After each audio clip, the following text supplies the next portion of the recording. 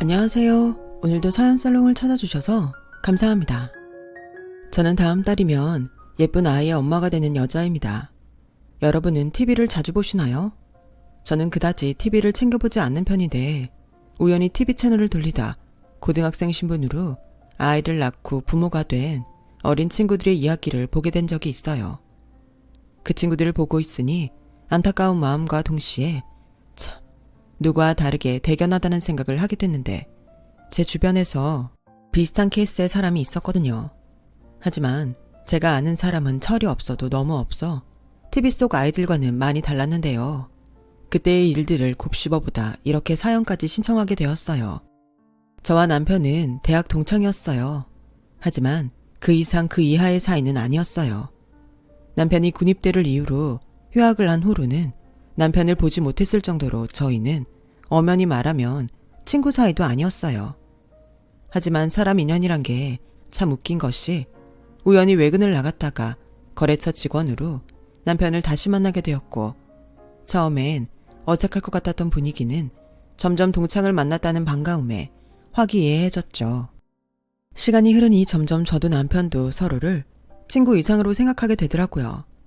그저 반가운 감정이라고 생각했는데 남편을 만날 때면 설렜고 딱히 대학 시절 무언가 같이 한 기억은 없지만 같은 장소를 기억하고 또 같은 수업을 들었다는 공통분모가 저희를 어색할 틈 없이 자연스럽게 연인 사이로 만들어졌어요.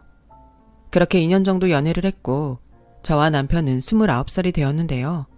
그때부터 많지는 않았지만 한두 명씩 결혼을 하는 친구가 생겼고 결혼한 친구가 행복한 모습을 보며 저도 은근 부러워 남편과 결혼을 생각하게 되었는데요.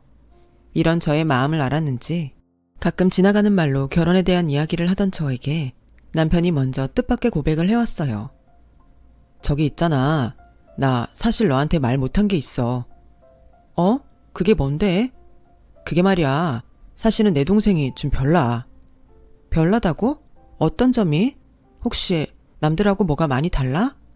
아니, 그런 게 아니고. 뭔데 그래? 그만 뜸 들이고 편하게 말해봐. 사실은 내 동생이 고등학생일 때 속도 위반을 해서 애를 먼저 낳았는데 이번에 결혼을 해.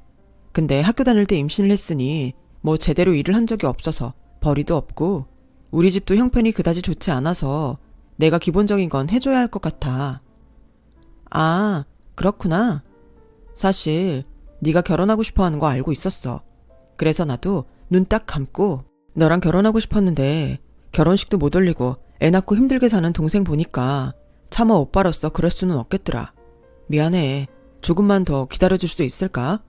이럴 땐 부모님이라도 경제적으로 넉넉하면 좋을 텐데 나도 답답하다. 에이, 뭘 또 그렇게까지 생각해. 우리 아직 젊잖아. 난 더 기다릴 수 있어. 그냥 요즘 친구들이 하나둘 시집간다고 청첩장을 주니까 나도 덩달아서 마음이 그랬나 봐. 그래도 오빠가 참 착하네. 동생 결혼식도 올려주고. 착하긴 무슨. 내 동생이 셈이 많아. 남들 하는 거 못하면 아주 난리가 나지. 그런데 집에선 미우나 고우나 늑둥이 막내라 뭐든 해주고 싶어 하셔서 얼떨결에 내가 하게 된 거야. 따지고 보면 나도 말린 거지. 에이, 그래도 이왕 하는 거 좋은 마음으로 해줘. 아, 나는 뭐 도울 거 없어? 다른 사람도 아니고 네 동생이면 나도 뭔가 해주고 싶은데. 됐어. 괜히 너까지 뭐하러. 왜? 우리도 결혼하면 네 동생도 내 가족이 되는 거잖아. 그러지 말고 슬쩍 동생한테 뭐 필요한 거 있는지 물어봐. 진짜 괜찮은데? 나도 괜찮거든? 그러니까 꼭 물어봐. 지금은 알아요. 그때 제가 뭘 몰라도 한참 몰랐다는 걸요. 하지만 그때는 그게 제 마음이었고 남편과 당장은 아니더라도 결혼하고 싶다는 생각이 강했기에 그 일이 시누이와 잘 지낼 좋은 기회라고 생각했는데요. 사실 남편을 통해 이미 시부모님이 그다지 능력이 없다는 걸 알고 있기도 했어요. 게다가 남편까지 저보다 사회생활이 3년 정도 늦었으니 이렇게 보나 저렇게 보나 제가 경제적으로 조금 여유가 있기도 했어요. 그래서 나중엔 시누이가 그런 저를 참 부러워하기도 했는데 저희 부모님은 엄마는 고등학교 영어 선생님이셨고 아빠는 사업을 하고 계셨거든요. 그래서 이제는 사회인이 되어 월급을 받는 딸임에도 심심찮게 용돈을 받기도 했는데 아무래도 그런 점이 신우는 셈이 났었나 봐요. 하지만 어쩌겠어요. 자식이 부모를 선택할 수 없는 것을요. 저야 운이 좋았고 감사한 일이었지만 어째 신우는 그게 많이도 억울한 듯 말하곤 하더군요. 그런 신우이를 처음 만난 건 신우이가 자기 결혼식을 딱 일주일 앞두고 있던 어느 날이었어요. 그리고 제가 가장 후회하는 날이기도 한데요. 제가 괜찮다고 필요한 거 있으면 말해달라고 남편에게 말했는데 도무지 남편은 그 말을 신우이한테 전할 생각이 없어 보였고 답답한 제가 남편에게 먼저 신우이를 만나게 해달라고 말을 했죠. 그렇게 제가 직접 제 무덤을 파게 된 거였어요. 그리고 그렇게 만나게 된 신우이와 잘 지내고 싶었던 저는 제가 먼저 뭐 필요한 게 없냐고 살갑게 물었고 신우이는 처음 보는 오빠의 여자친구가 무언가 사주겠다고 하니 눈이 초롱초롱해서는 기대에 찬 얼굴로 이렇게 말하더라고요. 정말 필요한 거 말해도 돼요? 네, 냉장고나 TV 같은 거라도 괜찮아요. 그렇게 비싼 것도 괜찮아요? 와! 임지선, 적당히 해. 난 그냥 밥통이나 받았으면 좋겠다. 싼 걸로. 어머, 오빠도 참 센스 없다. 여자친구는 이렇게 잘 골라놓고 어쩜 하나뿐인 동생한테는 그렇게 대충이냐? 그리고 나 밥통 있어. 애 키우면서 밥통도 없을까봐? 그렇게 따지면 냉장고가 없냐? TV도 있잖아. 왜 그래? 내가 좋은 마음으로 선물하고 싶은 건데. 언니, 우리 오빠가 원래 좀 쫌생이에요. 남자가 배포도 작고 속도 종지그릇만 한데 언니는 정말 우리 오빠가 좋아요? 그럼요. 좋아하니까 결혼하는 여동생한테도 선물을 하겠죠? 이야, 언니 짱! 사실은요, 저 다른 것보다 가방이 하나 갖고 싶어요. 요즘은 마트나 소아과를 가도 다들 명품 가방은 하나씩 메고 오거든요. 저희 남편은 지금 공익근무요원이라 벌이가 별로여서. 아, 그러네. 내가 그 생각은 못했네요. 그래요. 우리 말 나온 김에 백화점 가서 하나 골라봐요. 정말요? 그래도 돼요? 언니, 저 꿈꾸는 것 같아요. 이거 현실 맞죠? 지수야, 그렇게까지 할 건 없는데 적당한 걸로 다시 생각해보자. 왜? 난 이왕이면 갖고 싶은 걸 사주고 싶은데. 그리고 방금 얘기 들었잖아. 요즘 엄마들 다 명품 가방 하나씩은 있어. 나도 친구들한테 들었는걸. 그리고 다들 하나씩 있는데 나만 없으면 얼마나 우울한 줄 알아? 네가 남자라서 모르는 거야. 맞아요. 우리 오빠는 모르는 게 너무 많아.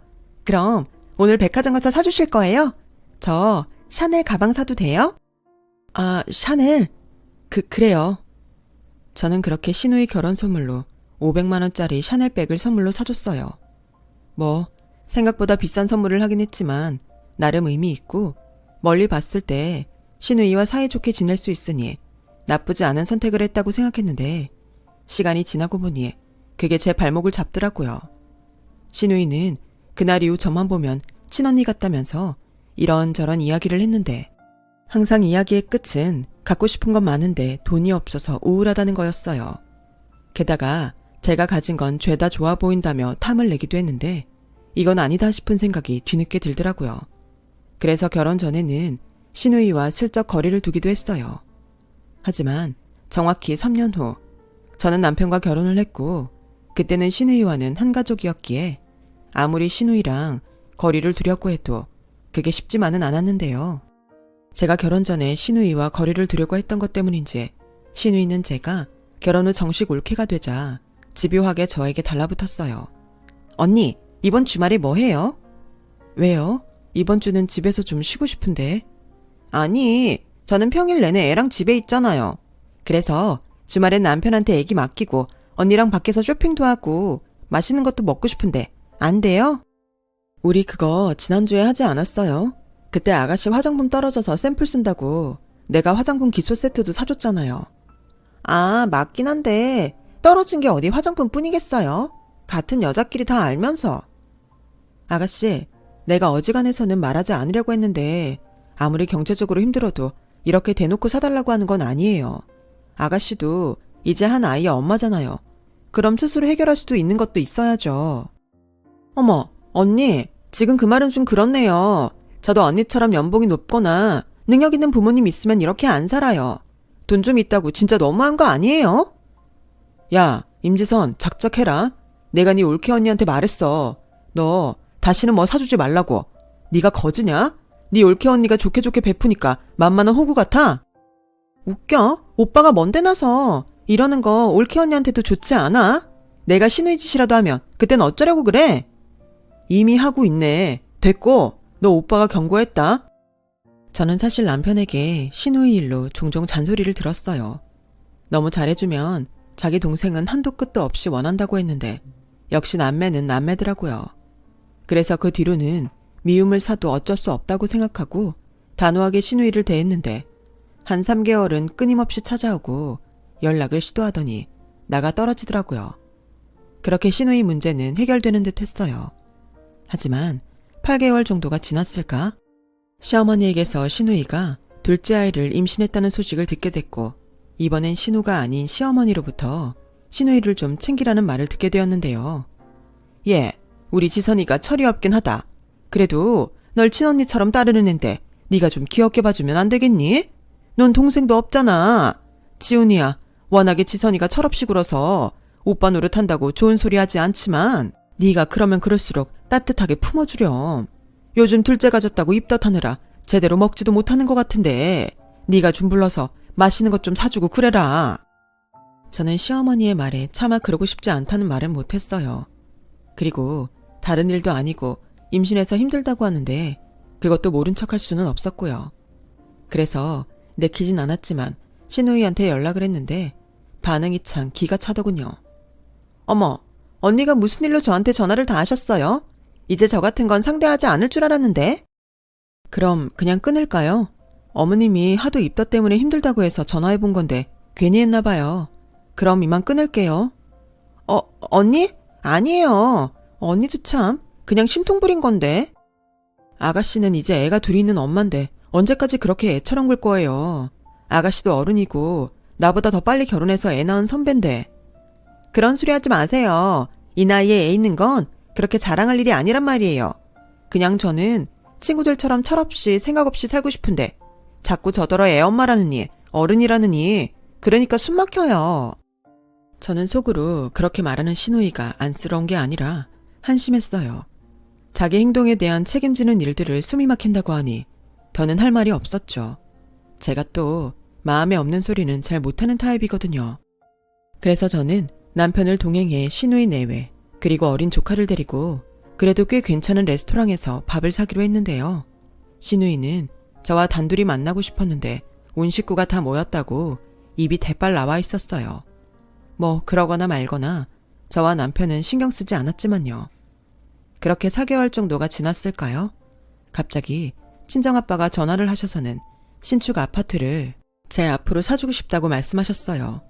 그 때문에 남편은 친정아빠와 대면하면서 어안이 벙벙했는지 제 얼굴만 마냥 쳐다봤었는데요. 그러자 저희 아빠가 먼저 조심스럽게 말을 꺼내셨어요. 내가 자네를 무시하는 건 절대 아닐세. 자네가 마련한 전세 아파트도 나는 충분히 좋다고 생각해. 근데 좋은 매물이 나왔다고 하니까 미래 가치를 생각했을 때 이참에 사는 게 좋을 것 같아서. 물론 장인어른께서 사주신다면 저는 그저 감사한 일이죠. 근데 저희 아직 전세 계약 기간도 많이 남았고. 그건 걱정하지 말게. 내가 아는 부동산 친구한테 물어봤는데 요즘은 공실이 귀해서 내놓으면 전세건 월세건 잘 나간다고 하네. 어차피 신축 아파트는 내가 내 딸 앞으로 사주는 거니까 자네는 부담 갖지 말고 천천히 보증금 빼면 되지. 아니면 그 전세 얻을 때 받았던 대출도 내가 이참에 해결해 줄까? 아빠, 이 사람 그런 거 싫어해. 아파트도 받을까 말까인데. 아빠, 지금 오바야. 아, 그런가? 자네 혹시 기분 상했나? 아닙니다. 제가 능력이 이것밖에 없어서 지수한테 미안하다는 생각하고 있었습니다. 사주시면 감사히 받겠습니다. 대신 전세 보증금 빼면 그건 장인어른 드릴게요. 무슨, 그거 나 주지 말고 자네 전세자금 대출받은 거 그거 정리해. 내가 굳이 명의를 따지는 것도 웃기는 일이지만 내 딸 이름으로 사주면서 자네한테 돈을 받으면 얼마나 웃긴가. 그리고 난 내 딸이 자네와 결혼을 해서 참 든든해. 요즘 같은 세상에 거저주겠다는데 싫다는 사람이 어딨나. 내가 지수한테 자네 얘기를 조금 듣기는 했네만 자네도 내 사위가 된 이상 지금부터는 내 그늘에서 조금은 편했으면 좋겠네. 진심이야. 남편은 무슨 생각인지 입을 꼭 다물고 고개를 가만히 끄덕였어요. 저는 그게 남편이 자존심이 상해 그런 게 아닐까? 눈치 아닌 눈치가 보였는데 집에 돌아가는 길에 남편이 먼저 말을 걸더군요. 그만 봐. 내 얼굴 뚫어지겠다. 나 화난 거 아니고 지금 창피해서 그래. 뭐가? 너무 비교되잖아. 나라도 자기보다 능력이 좋아야 조금 덜 창피한데 그것도 아니고. 뭘 또 그렇게 생각해. 그야 내가 자기보다 입사가 빨랐으니까 그런 거지.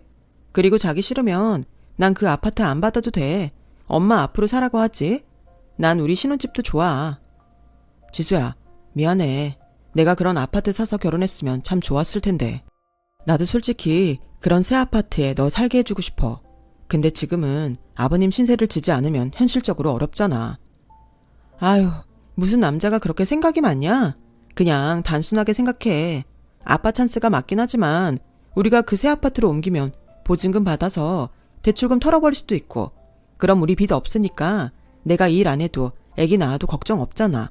설마 나 애기 낳아도 계속 일해야 해? 아니, 난 뭐든 네가 좋으면 상관없어. 일하고 싶으면 일하고 일하기 싫으면 안 해도 돼. 나는 있잖아. 평생 네가 싫다는 건 절대 하라고 하지 않을 거야. 내가 내 식구 하나 책임 못 지겠어? 세상은 참 불공평해요. 저렇게 괜찮은 남자가 어쩌다 그런 집의 아들로 태어나 그런 고생을 하고 살았는지. 결혼하고 나서 알게 된 시댁은 제가 생각했던 것보다 훨씬 남편에게 경제적으로 의지하려고 했거든요. 그리고 저희가 친정아빠의 도움으로 새 아파트로 이사를 하게 됐다는 걸 알게 된 시어머니는 저희가 살던 전세 아파트에 신혼애를 이사시키면 안 되겠냐고 김칫국을 마시는 거예요. 그때까진 그래도 시누이만 철이 없어 염치가 없다고 생각했다가 한술 더 뜨는 시어머니를 보고 뜨아했죠. 아우, 그래도 없는 집보다는 있는 집이 좋긴 하구나. 사돈어른께 내가 정말 감사한다고 꼭 전해드려라. 그나저나 어쩌면 네 아버지가 성견지명이 있으시니? 우리 지선이네 월세 계약 끝나가는 걸 어찌하시고. 아주 딱이다 딱. 그러게요. 그이한테 말했는데 어차피 누구든 들어가면 저희는 보증금 빨리 돌려받을 수 있으니까 좋다고 하더라고요. 뭐? 보증금? 그냥 니네 남은 계약 기간 동안 공짜로 살라고 하는 게 아니었어? 네? 저희도 전세자금 대출받은 게 있잖아요. 그거 보증금 반환받으면 중도상환할 생각이었는데. 아니, 대출 중에 전세자금 대출 금리가 제일 싼데 뭘 그걸 바로 중도상환을 해. 그리고 가족이 좋다는 게 뭐냐? 이럴 때 오빠 올케 노릇하는 거 아니야? 그냥 애들 공짜로 살라고 하자. 그래야 걔들도 돈을 모을 거 아니야. 언제까지 저렇게 지질이 궁상으로 살라고 할 순 없잖니. 생각해봐라. 니 쉬누 알고 보면 참 불쌍하다. 지네 시댁에선 미성년자가 애 가졌다고 며느리 취급도 안 해주고, 남편이 있어도 공익근무 요원인데 아무리 잘 살라고 용을 써도 그게 로또를 맞지 않고서야 될 일이니? 그건 그런데요. 일단은 그이랑 얘기를 좀 해볼게요. 됐다. 내가 직접 얘기하마. 설마 지 엄마가 그러라고 하는데 자기가 싫다고 할 거야 뭐야? 아휴, 며느리라고 하나 있는 게 저렇게 중간 역할을 개똥같이 하니 내가 답답하다 답답해. 시어머니는 그렇게 어이가 없다는 얼굴로 한껏 심통이 나서 자리에서 일어나셨어요. 그리고 퇴근한 남편을 보니 한바탕 한 것처럼 보였는데 중간에서 제가 참 난감하더라고요. 그래서 일부러 불필요한 말은 하지 않았는데 남편이 먼저 이렇게 말했어요. 오늘 퇴근길에 집주인한테 사정 말했어. 안 그래도 그 집 아들이 요즘 집값이 너무 올라서 신혼집을 못 구했는데 잘됐다면서 오히려 고맙다고 하더라. 그래? 그럼 아가씨네는? 엄마가 말했겠지. 내가 안 된다고 했거든. 그래? 어머니 기분 많이 상하셨겠네. 사실 나랑 얘기할 때부터 서운하신지 화 많이 나셨거든. 그래도 어쩔 수 없지. 나는 뭐 평생 동생 책임지느라 손해보고 살아? 전에는 나 혼자였지만 지금은 나도 식구가 있는데 그럴 순 없지. 아버지한테 말했어. 아버지는 잘했다고 하시더라. 남편은 말은 그렇게 했지만 얼굴색이 썩 좋아 보이진 않았어요. 저희 시아버지는 어쩔 수 없이 아들에게 손 벌릴 때는 많았지만 그걸 당연하게 생각하지 않고 부끄럽게 생각하셨는데요.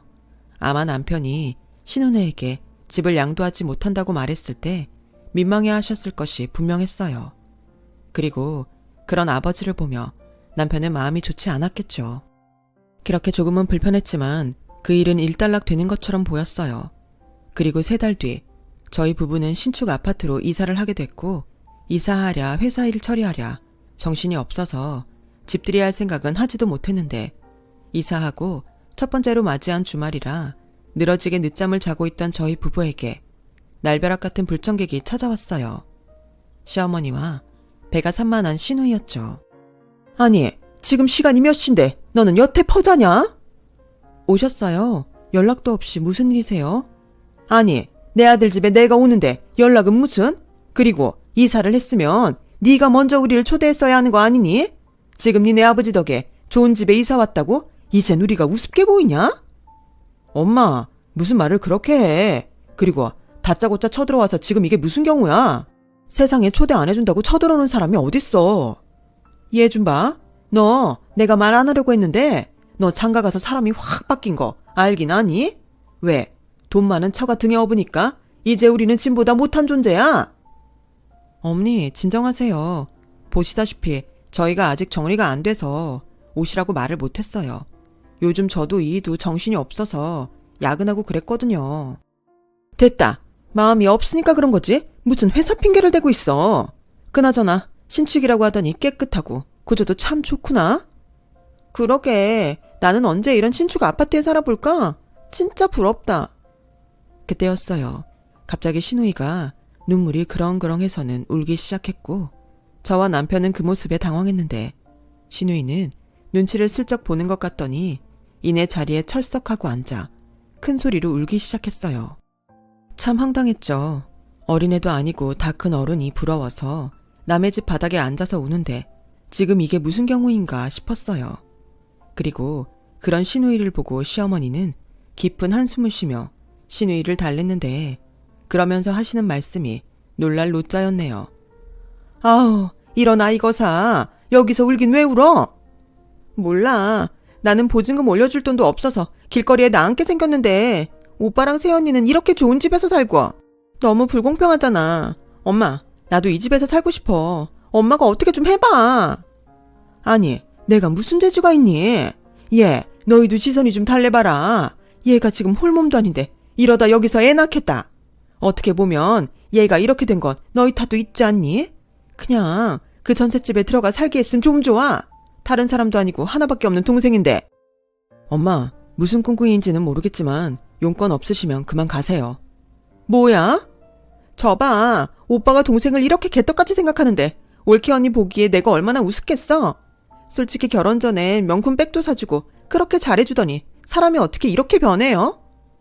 아가씨, 그야 아가씨가 적당히 했어야죠. 어머어머, 제가 뭘요? 엄마, 올케 언니가 나한테 하는 소리 들었지? 아가씨 지금 몇 살이에요? 그리고 기억 안 나요? 걸핏하면 제 물건 좋다고 달라고 하고 제가 안 된다고 하면 억지로 울면서 뺏어서는 기어이 망가뜨렸던 거. 저 그런 행동 딱 싫어해요. 그건 예의 없는 행동이라고요. 얘, 너 지금 말 다 했니? 내가 보자니까 네가 아주 내 딸한테 막대하는 게 맞았구나. 그리고 올케 언니여도 언니는 언닌데 좀 주면 어떠냐? 어머니도 그래요. 아가씨가 저러면 따끔하게 혼을 내셔야죠. 어머님이 그러시니까 아가씨가 저 나이 먹도록 철이 없는 거예요. 이제는 시애미한테 훈계까지? 지금 보니까 너는 위아래도 없구나. 그리고 얘가 네 친동생이었어 봐. 네가 그렇게 했겠니? 당연히 아니죠. 친동생이었으면 머리털을 다 뽑아버리든 뒤통수를 3개 갈기든 정신교육 똑바로 시켰을 거예요. 시누이라 참은 거라고요. 세상에, 얘 말하는 것 좀 봐. 뭐가 어쩌고 어째? 네가 감히 내 딸한테 손찌검을 하고 싶었단 말이야? 어머어머, 너 참 무서운 애구나. 엄마, 그만해. 왜 되도 않는 억지를 부리고 그래? 그리고 임지선, 너 정신 안 차려? 언제까지 엄마 뒤에서 이런 식으로 살 거야? 오빠는 내 친오빠가 맞긴 해. 동생이 이렇게 힘들게 살면 좀 도와줄 수도 있지. 오빠 혼자만 잘 먹고 잘 살면 그만이냐? 아, 몰라. 왜 나만 인생이 이렇게 개똥 같은 거야. 나는 평생 늙어 죽어도 이런 집에 못 살 거야. 나도 이런 집에 살고 싶단 말이야. 나는 이제 곧 둘째도 태어나는데 보증금이 없어서 집도 없고 언니랑 오빠는 딸랑 둘이 사는데 이렇게 궁전 같은 집에 살고 지금 내 심정을 오빠가 알기나 해? 이럴 바에는 확 죽어버리는 게 나아. 어머, 치선아. 뱃속에 애도 있는데 그런 말 하면 못 써. 임재선, 마음에도 없는 소리 하지 말고 그만큼 했으면 일어나라. 니들이 떳떳하게 벌어서 잘 살 생각을 해야지. 왜 여기서 때를 써? 남편은 화가 많이 났는지 무서운 얼굴로 신우이를 쳐다봤어요. 그러자 시어머니가 잠시 눈치를 보는 것 같더니 이내 본심을 드러내셨는데요. 너도 참, 오빠라는 애가 뭘 그렇게 애를 다그치고 그러냐? 그러지 말고 내 얘기를 좀 들어봐라. 곧 있으면 얘가 둘째를 낳아야 할 텐데 집도 없는 애들이 조리원은 꿈도 못 꾸지 않니? 그렇다고 낡고 바퀴벌레도 나오는 우리 집에서 애를 몸조리 시킬 수도 없고, 그래서 하는 소린데 얘네들 여기서 좀 지나라고 하면 안 될까? 네? 아가씨네 식구들 전부를 저희 집에요? 너도 손윗사람으로 생각해봐라. 니들이 당장 임신 계획이 있는 것도 아닌데 굳이 이렇게 넓은 집에서 둘이 있을 필요가 있니? 니네는 신혼이니 작은 방에서 알콩달콩 딱 붙어 지내도 되지. 그러니까 안방이나 작은 방은 지선이네한테 좀 양보해다오. 엄마, 여기 온 속셈이 그거였어? 지금 그게 될 것 같아? 왜? 안 될 게 뭐가 있어? 네 동생은 이런 데 살아보면 안 돼. 솔직히 너야 네 처가 때문에 여기보다 더 좋은 집에 살 수도 있지만 지선이한테는 기회가 없잖아. 오빠 덕 좀 보겠다는데 뭘 그렇게 발끈하고 그러니? 그렇게 정 같이 지내는 게 그러면 니들이 얘네 원룸 보증금 해결하고 당분간만 니들이 거기서 지내라. 뭐 그것도 나쁘지 않네. 나쁘지 않긴 뭐가 나쁘지 않아. 엄마 아들 이러면 진짜 쪽팔려서 이 사람이랑 못 살아. 이 집 장인어른이 사주셨다는 거 까먹었어? 아니 장인어른 아시면 어쩌려고 그래? 아니 그거야 뭐 새애기 네가 우리 지선이 안쓰러워서 그랬다고 하면 되지 않니? 다른 사람도 아니고 가족인데 그 정도는 해줄 수 있는 거잖아. 태어날 조카를 봐서라도 얘 네가 선심 좀 쓰면 안 되겠니? 저는 정말 이 말도 안 되는 말을 하면서 간절하게 저를 쳐다보는 시어머니와 시누이를 보고 오히려 한껏 열이 받았어요. 이젠 하다 집을 뺏으려 하는구나 하는 생각이 들었거든요. 그래서 말했죠. 아주 확실하게 제 의사를 명확하게 표현했어요. 네, 안 돼요. 같이 사는 것도 안 되고 이 집 주고 아가씨네 들어가 사는 것도 안 돼요. 아니, 너는 무슨 생각도 하지 않고 그렇게 바로 안 된다고만 하니? 여기 아파트 안에 초등학교도 있고 어린이집도 있어서 우리 손주들 살기엔 딱이라 그런 건데. 그러니까요. 그렇게 딱인데 제가 왜 그런 결정을 하겠어요? 저는 제 의사 분명히 말했으니까 이만 돌아가 주셨으면 좋겠어요. 저는 그렇게 말하고 더는 상대하기 싫어 안방으로 들어갔어요. 그러자 남편이 두 사람을 돌려보내려 제법 큰 소리를 내는 듯 방 밖이 소란스러웠는데 이내 쿵 하는 소리가 들리더니 아가씨의 말도 안 되는 우는 소리가 들렸어요. 그냥 나 좀 여기서 살게 해줘. 다른 사람도 아니고 임산부가 애원하는 건데 좀 들어주면 안 되냐? 내가 뭐 공짜로 이 집을 달래? 그냥 잠깐만 산다고. 나도 이런 집에 살아보고 싶단 말이야. 무슨 외삼촌이 매정하게 그러냐? 야, 너 임산부라서 내가 이만큼 참는 줄이나 알아. 너 내가 기어코 경찰에 신고했으면 좋겠어? 좋은 말 할 때 일어나서 엄마랑 가라. 이씨, 그럼 돈이라도 줘. 여기서 못 살게 할 거면 이사라도 가게 돈이라도 달란 말이야. 그래, 정리들이 그러면 얘네들 신축 빌라라도 가게 돈이라도 빌려줘라. 내가 그럴 돈이 어딨어. 엄마도 자꾸 이러면 나 부모고 뭐고 영 끊고 살 거야. 도대체 내가 무슨 봉이야? 이렇게 이용해 먹으려고 나 낳은 거야? 아니, 언제까지 나한테 이럴 건데? 나도 좀 살자, 응? 남편이 거의 울면서 하소연하듯 말했어요.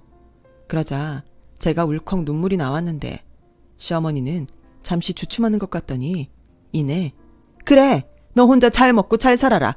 짐 같은 나랑 네 동생은 네 소원대로 네 인생에서 지금 꺼져주마. 됐냐?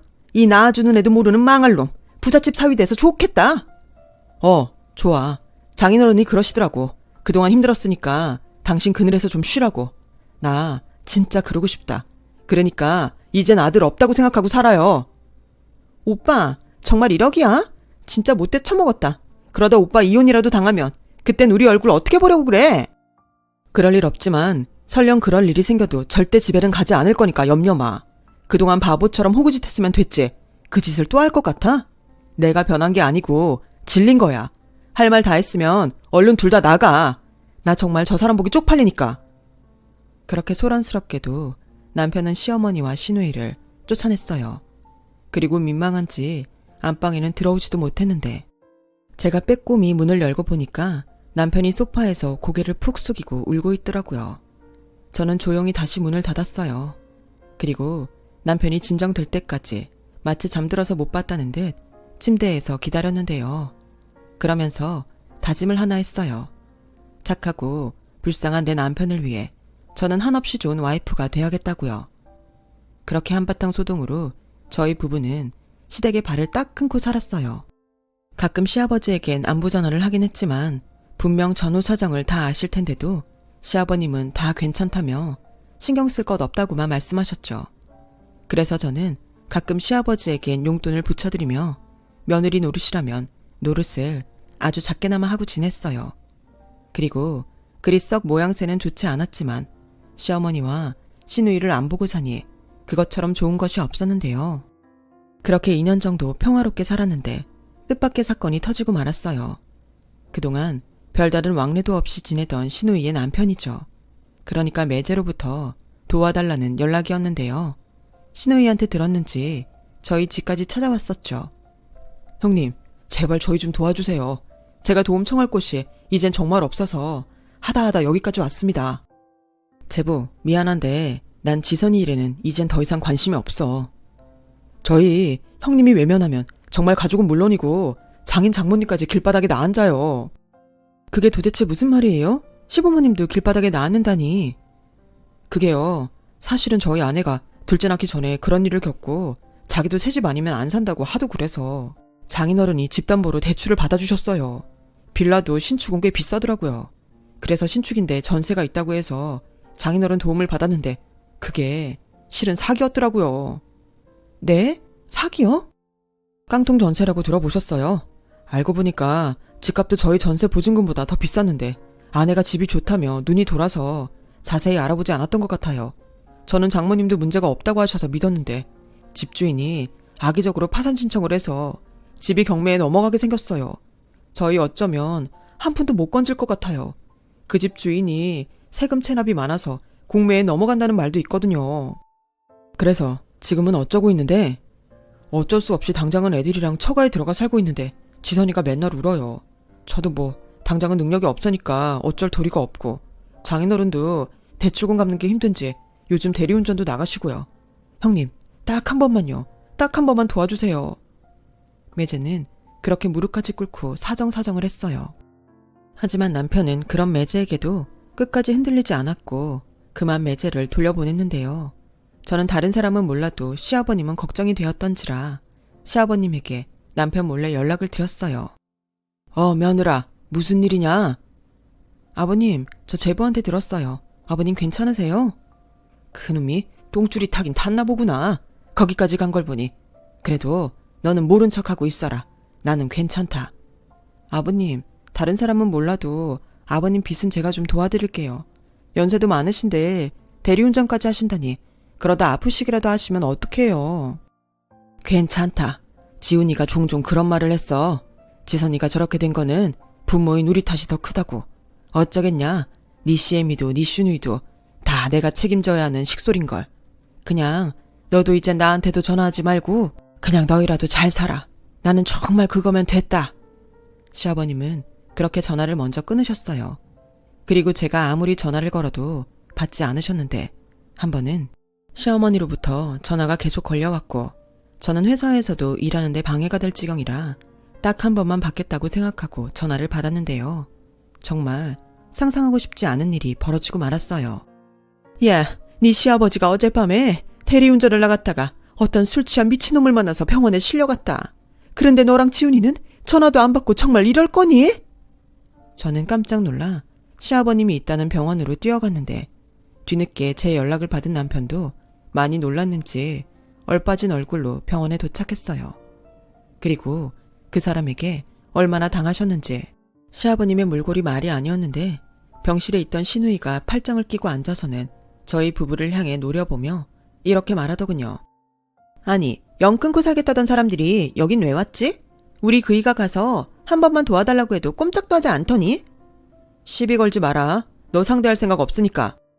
그래? 그럼 여기 오지 말고 돌아가. 아빠는 우리가 알아서 돌볼 테니까. 야, 너는 양심도 없냐? 아버지 저렇게 만든 사람이 누구라고 생각해? 왜? 나라고 말하고 싶어? 아빠 저렇게 만든 사람은 내가 아니라 오빠야. 오빠가 그때 순순하게 그 집에서 살게 해줬음. 이런 일이 왜 일어나? 이기적인 오빠랑 새언니 탓을 해야지. 나한테 돌리지 마. 지선아, 그만해라. 그래도 여기 병원 빌며 네 아빠 폭행 사건 네 오빠랑 새언니가 해결해야 하는데 그만 들쑤셔. 뭐야, 엄마는 지금 그거 해결하라고 나 부른 거야? 그럼 여기서 그런 일 할 사람이 어딨냐? 그리고 너 온 김에 우리 1인실로 바꿔줘라. 여기는 사람도 많고 시끄럽고 불편해. 아버님, 보험 없으세요? 저 사람이 보험 같은 게 어딨어. 있어도 다 깨고 없지. 그래도 네 아버지가 그 술 취한 놈 때리지 않고 그저 맞기만 해서 얼마나 다행이냐. 여기 병원 사람들한테 들어보니 합의금 꽤 쏠쏠하게 때릴 수 있대. 엄마는 왜 그걸 여기서 말해. 그리고 분명히 약속했다. 그 돈 절반은 나한테 주기로. 아가씨, 지금 그게 자식 입에서 나올 소리예요? 그리고 어머니, 정말 해도 해도 너무하시네요. 지금 아버님 걱정을 해야지. 때리지 않고 맞기만 해서 다행이라고요? 아버님은 어머니 남편이시잖아요.